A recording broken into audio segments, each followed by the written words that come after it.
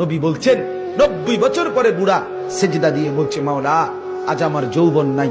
আমার যৌবন ছিল, শক্তি ছিল, গরম রক্ত ছিল, পকেটে টাকা ছিল, সুন্দরী স্ত্রী ছিল, আমার উপযুক্ত ছেলে মেয়ে ছিল, দল বল জনবল ছিল।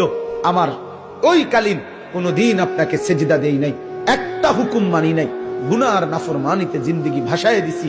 আজ 90 বছর পরে আমার ছেলেও আমার খবর নেয় না, মেয়েও আমার ফিরে তাকায় না, স্ত্রীও আমার সেবা শুশ্রূষা করে না, গ্রামবাসীও আমার কদর করে না, শরীরেও শক্তি নাই, পকেটেও টাকা নাই, সব হারিয়ে মাওলা আপনার দুয়ারে আমি দুর্ভাগা আসছি মাফ চাইতে।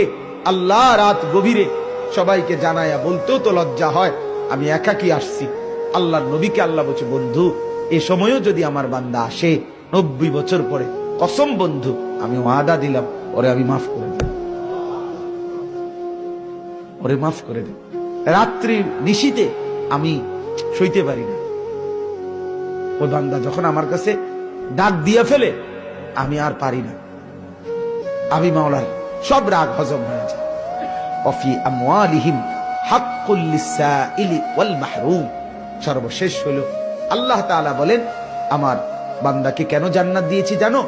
একে তো সে রাত্রি জেগে বন্দিগি করত, 2 রাত গভীরে গুনাহ মাফ চাইতো, 3 নিজের সম্পদ যা উপার্জন করত, অভাবী দুস্থ অসহায় মানুষের হক আছে আমার সম্পদে, এটা মনে করে মানুষকে দিতে থাকত। এই কথার গুরুত্বপূর্ণ একটা অর্থ হইল হক মনে করা, মানে একটা হলো আমার কাছে কেউ চাইছে তো আমি দিছি, এটা একটা দান।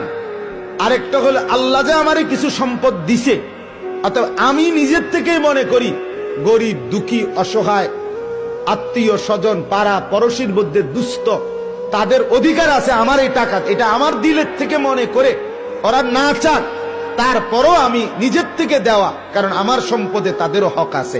এটা যে দেয় আল্লাহ বলেন আমার জান্নাত আমি তার জন্য সাজায় রাখছি।